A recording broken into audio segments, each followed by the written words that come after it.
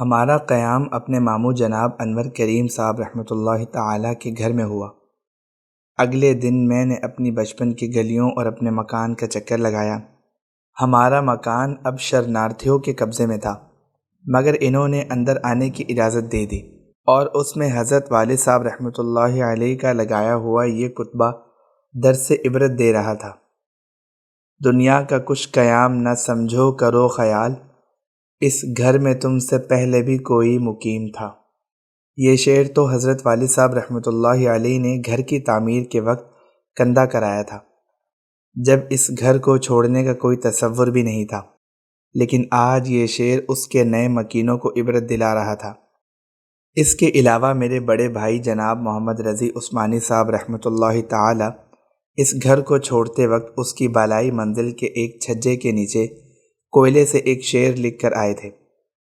یہ کوئلے سے لکھا ہوا شعر بھی اس وقت پڑھا جاتا تھا: یہ چمن یوں ہی رہے گا اور ہزاروں جانور اپنی اپنی بولیاں سب بول کر اڑ جائیں گے۔ بہرحال اپنے گھر میں دوسروں کی اجازت سے داخل ہونے اور ان کا ممنوع ہونے کے بعد ہم اپنے محلے میں نکلے۔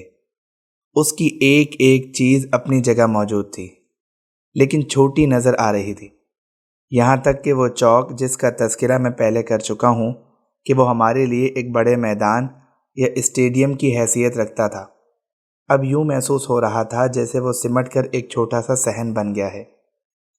زندگی کے مختلف مراحل میں انسان مختلف چیزوں کو بڑا سمجھتا ہے، لیکن بعد میں جب ان کی حقیقت واضح ہوتی ہے تو انسان اس بات پر ہنستا ہے کہ میں نے کس چیز کو بڑا سمجھا تھا۔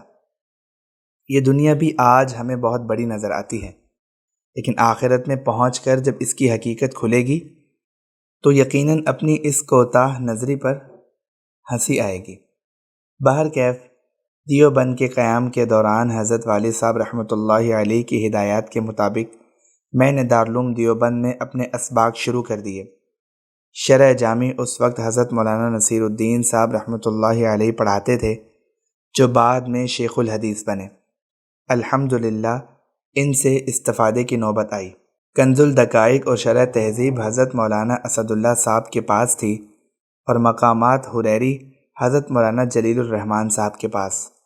میرے پھپھی زاد بھائی حضرت مولانا سید حسن صاحب رحمۃ اللہ علیہ اس وقت دارالعلوم کے بڑے قابل اور مقبول استاد تھے، وہ بھی مقامات حریری پڑھاتے تھے، اور میری اور ان کی خواہش تھی کہ میں ان کے پاس مقامات پڑھوں، لیکن ان کے گھنٹے کا کنز الدقائق سے تعارض تھا، اس لیے میں ان سے استفادہ کرنے سے محروم رہا۔ لیکن دیوبند کے اس سفر کا یہ فائدہ ہوا کہ مجھے دارالعلوم دیوبند کا غیر رسمی ہی صحیح طالب علم بننے کی سعادت حاصل ہو گئی، اور اسی زمانے میں مجھے وہاں کے اکابر کی زیارت کا شرف حاصل ہوا۔ میری عمر اتنی چھوٹی تھی کہ شیخ الاسلام حضرت مولانا حسین احمد صاحب مدنی رحمۃ اللہ علیہ کی خدمت میں باقاعدہ حاضری دینے کا حوصلہ نہ ہوا، لیکن دور دور سے الحمدللہ زیارت کی سعادت حاصل ہو گئی۔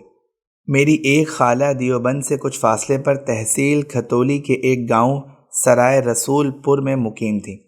والدہ صاحبہ رحمۃ اللہ تعالی ان سے ملنے 2 دن کے لیے وہاں بھی گئیں، اور میں ان کے ساتھ تھا۔